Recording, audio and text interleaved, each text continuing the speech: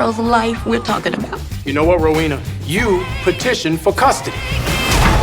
Louise needs more love than just what her grandfather can give her. What she needs is stability, especially now since she's lost her grandmother.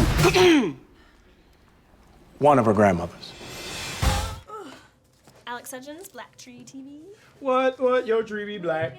What's up, there we go. Wow, what you doing, them ghetto Pilates? Dang, you in it, huh? Wait, ghetto Pilates? Ghetto That's a Jaheim, Pilates? you know.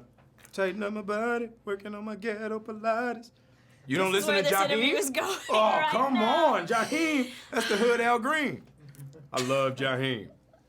I don't even want to talk about the film now. I just want to let this go on forever. Okay. Go ahead. Speaking of hood. No, I'm just kidding. Okay, I want to cut right to it, Do it. Anthony, because Please you have do. one of the most cutting lines in this whole film, and I wrote it down so Do I can it. get it word for word. You're a goddamn cliche. You validate everything the white community thinks. Right.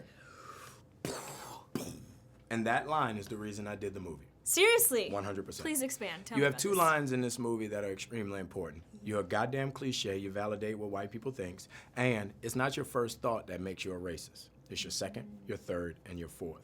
Those two lines, I feel, are the lines that everyone is stepping around and no one wants to talk about. I want to talk about it. And Let's talk about that's it. what frustrates me. We're in a position now in society, in this country, where no one wants to listen. The smartest person in a conversation is the person who listens. So when you talk about black or white, when you talk about race, when you talk about sexism, when you talk about homophobia, I think the most interesting perspective is to sit back and just let that person talk. Because there's nothing I can add to that perspective. And the great thing about this movie is you get the white perspective. Right. You hear what he's thinking. You get the black perspective. You hear what she's thinking. Octavia's dealing with a drug-infected son. He's dealing with the loss of his wife and alcoholism. Those are two huge topics Real that are issues. colliding with this little girl. Right. So, you know, it's frustrating to me that people take race and they make it personal. You know what I mean? Interesting. Like we're at a loss in this generation. If you look at it in the 80s, Archie Bunker was a stark racist. Stark. If you don't know who Archie Bunker is, look him up. All in the Family, great show. You heard him. The Jeffersons, stark racist. Fred Sanford, stark racist. But you know what black people and white people did? They laughed. You watch 48 Hours with Eddie Murphy and Nick Nolte. Both of them hated each other because he was black and because he was white. You know what they did? They laughed. And right now, we are in a society where we can't have a conversation because no one's willing to listen. People are just shouting.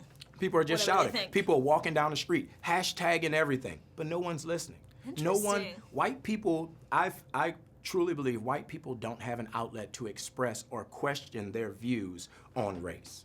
Because black people get too defensive about it, or because One, because it is personal to I some don't, people. No, I mean, it's a real thing. It's very Yeah. personal. But the reality is this: if you're ignorant about something and you can't ask me a question, so you're not ignorant, how do you get better? Fair.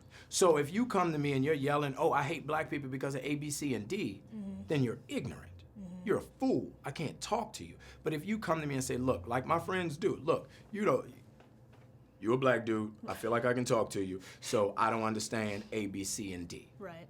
And we have those conversations. real We have talk. a glass of whiskey, and we have because I do the same thing about white people, Asian people, and Latino people. Look, I really don't understand Right. why. And I think this Yeah. film, it does a lot of, the whole issue of like, are we coddling these kids like Reggie in the film who, Right. yes, the system is against them, Right. but they also do bad behavior And- that breed And stereotypes. that's why it's important. That's why it's important to have that conversation. No one wants to talk about perception when it comes to racial profiling. No one wants to talk about stereotypes when it comes to racial profiling.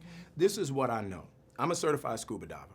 My first day of class, they told me this: when you're in shark-infested waters, everything in that water is considered a threat until proven otherwise. If it's a guppy, it could be a shark until you know it's a guppy.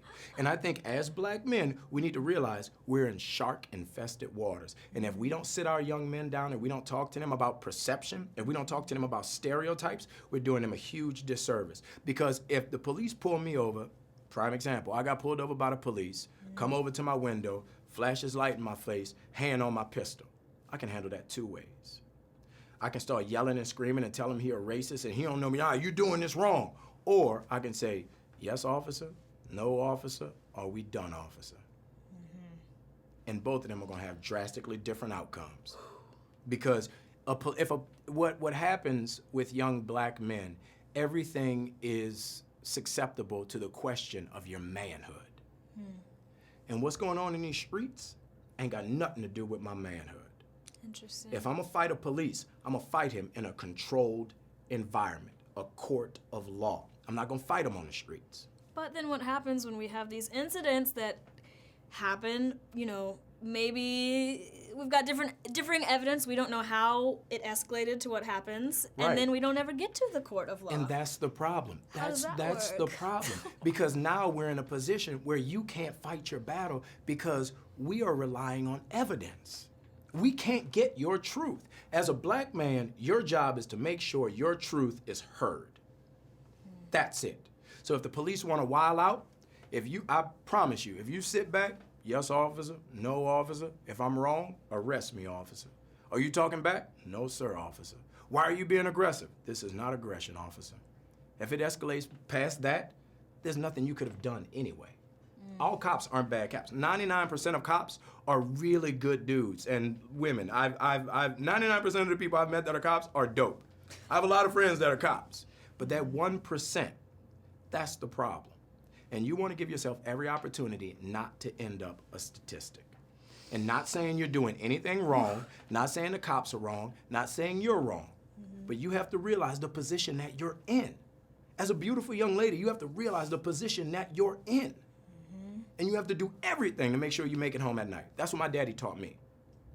And I think that's what's so important about this movie. If you look at Octavia Spencer's character, the way she deals with her son, if you look at what I say to Reggie about him being a stereotype of what white people want to think, certain people want you to justify what they view you to be.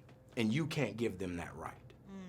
Take their power by not doing it. 100%. Woo, we could do this all day. BlackTree. Thank you. Thank you. Taking the